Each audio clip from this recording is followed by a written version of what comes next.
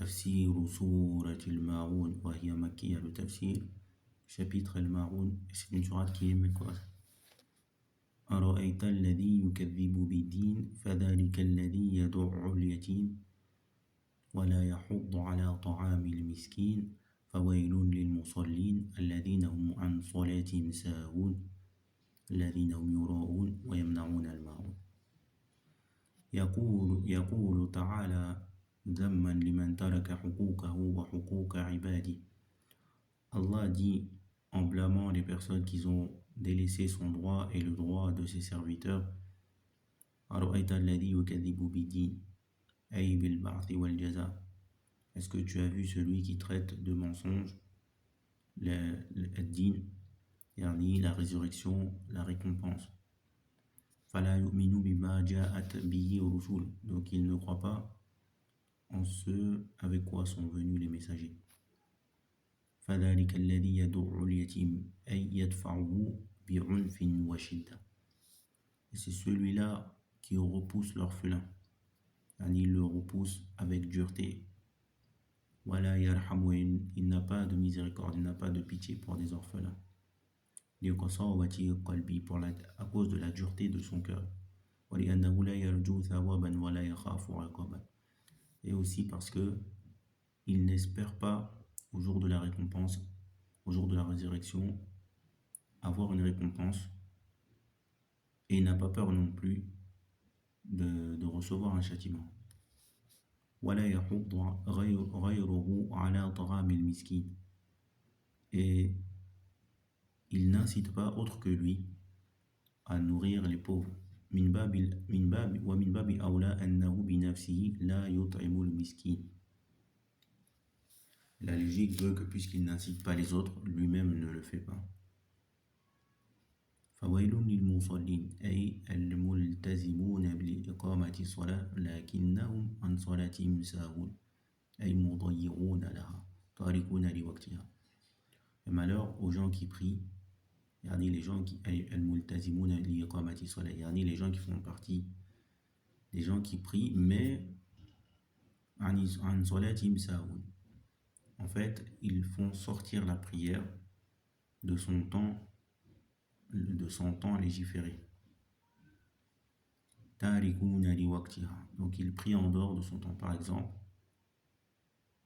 il prie Salat al-Dhuhr, à supposer que ça commence à midi et qu'à 14h30, à 15h30, on est passé au Asr. Donc eux, ils prient Salat al-Dhuhr après 14h30. Donc, de base, c'est avec le soleil, le déplacement du soleil, que l'on connaît les heures de prière. Mais maintenant, ces déplacements de soleil se font également à travers des heures. Donc, c'est pour ça que l'on peut y dire, par exemple, de midi à 14h, par exemple. Et donc, ça, il faut faire très attention à ça. On demande à Allah qui nous préserve de cette chose-là, de mettre la prière en dehors de son temps. Et on ne sait pas quel châtiment, quel malheur peut nous arriver à cause de ça. Na'udhu billah. Et ça, c'est une chose qui arrive beaucoup aux gens qui sont en terre de Koufr. Parce que le système qui est mis là-bas, c'est un système dernier pour faire entrer les gens dans le Koufr, justement. Ne pas s'imaginer qu'on est très fort et qu'on pourra déjouer tous les systèmes. Vous savez, on peut donner un exemple de 5 personnes qui se sont mises de manière à faire tomber une autre personne dans un ravin. Donc la première le pousse vers la deuxième vers la troisième, etc. jusqu'à ce qu'elle arrive à la 5e qui le pousse et le fait tomber dans un ravin. Et donc des systèmes comme ça, vous en avez plus qu'un seul. Vous en avez des différentes formes et de différentes intensités. Et vous avez de tout type d'êtres humains qui sont tombés dans ces systèmes-là. C'est-à-dire que les êtres humains, il y en a qui sont plus axés sur la force, ils sont beaucoup plus forts physiquement, beaucoup plus résistants. Il y en a, c'est sur le raisonnement, ils sont beaucoup plus intelligents. Ils sont moins forts physiquement, mais au niveau intellectuel, ils sont très forts. Toutes les catégories, il y en a qui sont très rusés. peut-être moins intelligents, mais au niveau de faire des ruses, de faire des pièges, etc., ils sont très forts dans ça. Il y en a, ils sont, etc., etc. Toutes ces catégories-là sont tombées dans les systèmes-là. La solution, c'est laquelle? Est celle de fuir. Il y a une catégorie que Allah, il y a une catégorie qui sont plus en droit d'être préservés, c'est des gens qui sont nés dans ce système-là, jusqu'à ce qu'ils perdent leurs excuses. C'est-à-dire que les gens qui sont nés dans ce système puissent rentrer dans l'islam, sont en droit d'être préservés plus que les autres et d'être pardonnés plus que les autres pour des erreurs qu'ils vont faire, parce que eux, ce n'est pas eux qui sont venus, mais eux, ils sont plutôt en train d'essayer de partir. Donc c'est très très dangereux. Beaucoup des gens qui sont dans ces écoles, ces universités, des choses comme ça, c'est en rentrant à l'intérieur de ces universités qu'ils ont laissé la prière. Na'udhu billah. Kam taraku min jannatin wa uyun wa kunuzin wa maqamin karim. Yani, combien est-ce combien yani, de bienfaits d'Allah ils ont délaissé, ils ont perdu, ils ont laissé pour avoir des diplômes que le diplôme en lui-même la yanfa'u wa la yadur, n'est pas capable de te servir, il n'est pas capable de te nuire. C'est-à-dire que certains diplômes même sont nuisibles, dans le sens que ne nuit pas en lui-même, quoi. Il ne sert pas en lui-même, il n'est qu'une cause. Mais le pire dans tout ça, c'est que certains diplômes sont des causes que lorsque certains recherchent des emplois, on ne les prend pas. Vous êtes trop diplômés. Voilà le châtiment d'Allah. Et que certains ont fait des efforts, ont triché, ont délaissé la prière pour accéder à un statut, etc., etc. Et à la fin, même ça, ils n'ont pas obtenu. Même de l'argent, ils ont perdu beaucoup d'argent parce qu'elles sont restées des années sans travailler. Al-Muhim, faire les obligations d'Allah et se déplacer dans les endroits où on peut faire ses obligations. Naam. Donc la hijra est une obligation, contrairement à ce que disent certains prêcheurs qui prêchent pour leurs intérêts, avec comme vous voyez, il y a des gens qui ont qui vivent, qui vivent de l'ignorance et de l'échec des autres. Donc c'est des gens qui vivent de ça. Lorsque vous avez des personnes qui sont qui ont pris la décision de rester en terre de Koufr, de travailler dans des banques, et donc on leur dit, on va leur donner des faux conseils. Non, vous n'avez pas besoin de faire la hijra, vous êtes ici en train de vous épanouir. Allahumma barik, vous êtes des grands prêcheurs, votre présence même seule, la présence même seule d'un arabe est un grand prêche auprès des koufars pour dire que voilà, les arabes sont là, ils sont présents, il faut rester. Et vous savez en face que cette personne ne prie pas, vous savez qu'elle travaille à la banque, mais c'est elle qui va venir financer certaines choses, c'est elle qui va venir acheter des formations pour apprendre l'islam, des choses comme ça, qui va financer des chaînes de télévision soi-disant islamiques, etc. Toutes sortes de choses où on rajoute le mot islamique derrière, c'est elles qui vont financer ces choses-là. Donc leur malheur arrange ce genre de personnes.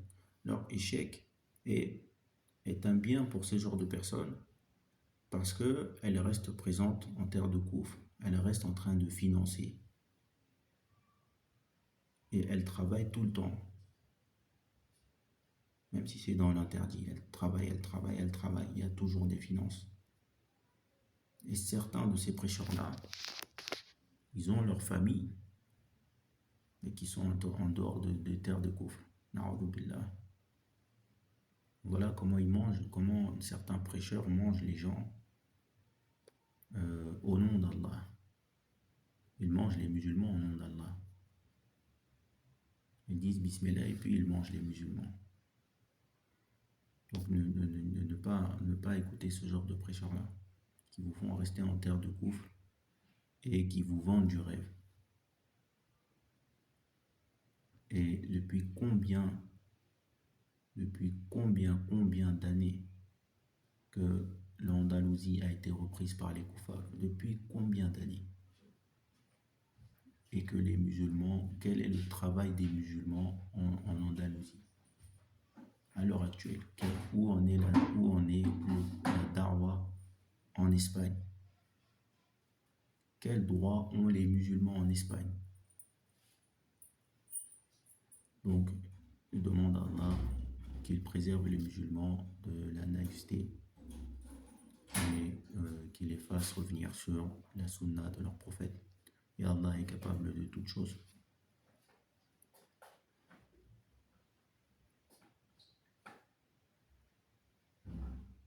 وهذا لعدم اهتمامهم بأمر الله حيث ضيعوا الصلاة التي هي أهم الطاعات والسهو عن الصلاة هو الذي يستحق صاحبه الذم واللوم. Donc ils ont gâché la prière, et c'est la plus grande des adorations, la plus grande des obéissances, la plus grande parmi les obéissances. Ils sont distraits d'une chose immense comme la prière. Et c'est une chose que celui qui fait ça, il mérite le blâme.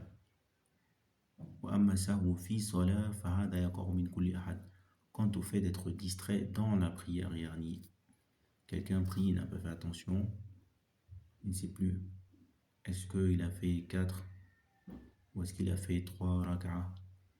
Donc ça vient de tout le monde. Tout le monde tombe dans ça.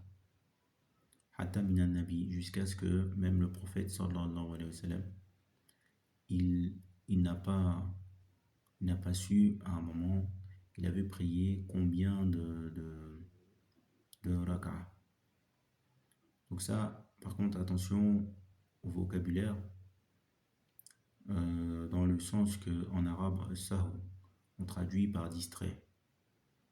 Mais la chose qui est arrivée au prophète, c'est-à-dire ce n'est pas une chose que il est en train de s'occuper par exemple avec autre chose, c'est qu'il est en train de prier et il pense avoir fait 4 rak'ah. Finalement il n'en a fait que 3, il pensait en avoir fait 4. Donc c'est ça en arabe. Ça peut être traduit par le fait d'avoir été distrait, le fait d'avoir eu une erreur de Yardi dans les comptes par exemple. ولهذا وصف الله هؤلاء بالرياء والقسوة وعدم رحمة وقال الذين هم يراءون. C'est pour ça que Allah les a décrits, les gens qui font sortir leur prière du temps par l'ostentation. Ils sont intéressés par le fait qu'on dise ah lui il prie. Ils ne sont pas vraiment intéressés par la prière, sinon il aurait fait de la manière que Allah a demandé. Et le qaswa par la dureté et Adam wa Rahma par le manque de miséricorde. قال الذين هم يراءون أي يعملون الأعمال لأجل رياء الناس. Ils font leurs actions pour l'ostentation envers les gens. ويمنعون الماعون أي يمنعون إعطاء الشيء الذي لا يضر إعطاؤه على وجه العارية. Ils interdisent ils interdisent en fait le fait de donner une chose qui ne leur nuit pas. Yani le fait de donner en prêtant, même ça ils ne donnent pas, ils n'ont pas de rahma. Vous avez combien de cuillères par exemple, et une personne ne refuse de prêter même une cuillère, une cuillère qu'elle va récupérer en plus. أو الهبة كالإيناء والدور أو الفم والفاس ونحو ذلك. Donc ou bien même le don, mais des choses يعني simples, elle ne veut pas donner. مما جرت العادة ببذله والسماح به. Et c'est des choses que les gens ont pour coutume yani de donner ou de prêter. Donc yani les gens, on sait que ce sont des choses qu'il n'y a pas de mal à donner, que la personne qui vient le demander, elle s'attend en fait à le recevoir et que même si elle l'avait, elle l'aurait donné. Donc ce sont parmi les personnes les plus yani, qui ont le plus d'avarice.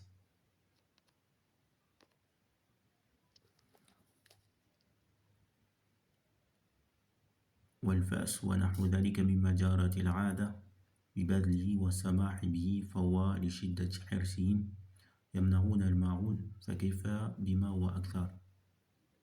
Et donc ils interdisent le maroun et les choses qui sont au-dessus. Donc la question ne se pose pas, est-ce qu'ils vont les interdire? Non. وفي هذه صورة الحث على إطعام اليتيم والمساكين. Et donc dans ce chapitre, il y a l'incitation à nourrir l'orphelin et les pauvres. وتحضيض على ذلك ومراعاة صلاة. Et le fait de préserver la prière, de prêter attention à la prière, à des détails, à beaucoup de détails qui font que la prière pourra être préservée dans le temps où Allah l'a demandé. والمحافظة عليها, le fait de la préserver très bien sur la durée. وعلى الإخلاص فيها, et d'être sincère quand on prie.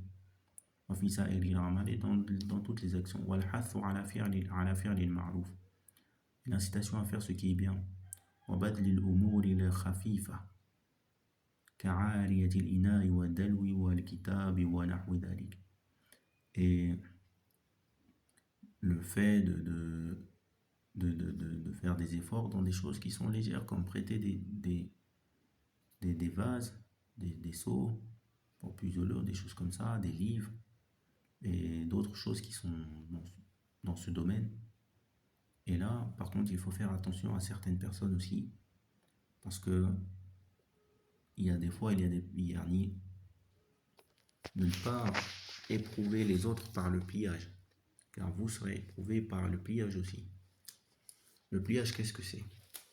C'est d'avoir un comportement qui plie les autres à un autre comportement. Et que les gens finissent par se plier et donc adoptent un nouveau comportement qui n'est pas bon. C'est-à-dire que lorsque l'on emprunte, il faut rendre, surtout les livres. Ça a beaucoup de valeur. Il y a certains livres qui sont rares. Et donc pour le trouver, si vous ne l'avez pas rendu, ça va être compliqué pour celui qui vous l'a prêté. Il y a des livres qui sont rares et pourtant qui n'ont pas à lâcher un prix très coûteux. Donc, Yerni, les gens à cause de cela, malgré que ce soit des livres qui sont rares, ils vous prêteront.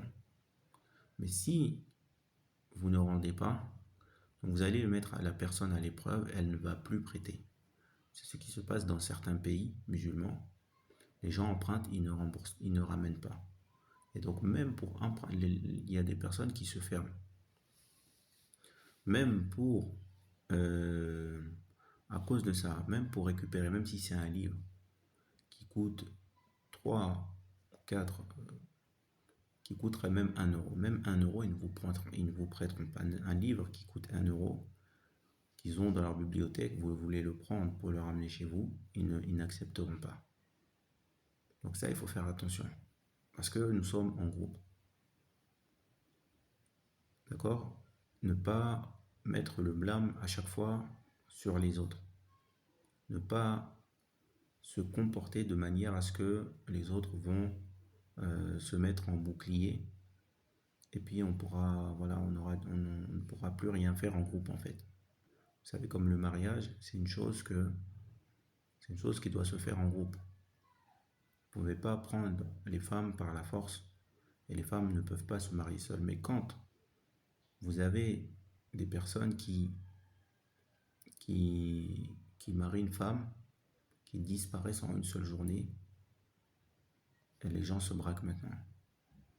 Et avant de marier une femme, ils compliquent beaucoup la situation à cause que certaines personnes ont pu faire ça. Donc ça, vraiment, c'est une chose que je demande à Allah qu'il retire de la Ummah, qu'on n'entende plus jamais parler de ça, et que voilà, l'ambiance redevienne agréable comme elle l'avait été par le passé.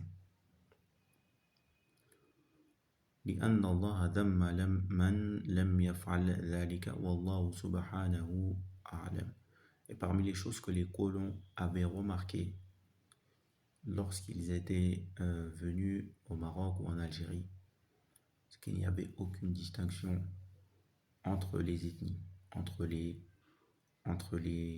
noirs, les blancs, etc. Et ils ont vu de toutes sortes d'ethnies. Bien qu'en majeure partie, dans les pays donc, maghrébins, ce soit les Arabes qui soient l'ethnie dominante, mais vous savez qu'il y avait donc les migrations et toutes sortes, avant la colonisation, toutes sortes d'ethnies, de gens qui se convertissent à l'islam, mais venaient donc sur les territoires marocains, algériens, etc. Donc les colons pouvaient voir tout de toutes les ethnies et donc ils ont été marqués. Ils ont été marqués non seulement par la diversité des ethnies, mais aussi par le fait qu'ils ne constataient aucune différence. Donc c'est comme si c'était une seule ethnie qui était présente. Et donc ça les a marqués au point qu'ils ont écrit. Subhanallah. Donc ça, quand les gens mettent en application l'islam, les gens ne se font pas d'injustice les uns aux autres. Il n'y a pas quelqu'un qui essaye de prendre le dessus en fait. Parce que c'est ça qui se passe. Quand les gens se font des injustices les uns aux autres, donc tout le monde veut prendre le dessus pour pas qu'on lui fasse des injustices par n'importe quel moyen. Donc certains passent par le racisme. Si vous n'êtes pas de leur ethnie, on vous repousse, on vous met à l'écart et on fait tout pour que cette ethnie-là domine. Et finalement, c'est au détriment des musulmans parce qu'ils ne peuvent pas s'unir. فنسأل الله أن يعيد المسلمين إلى دينهم وأن يكف شر بعضهم عن بعض أن يكف شرهم عن إياهم وسبحانك اللهم وبحمدك وأشهد أن لا إله إلا أنت أستغفرك وأتوب إليك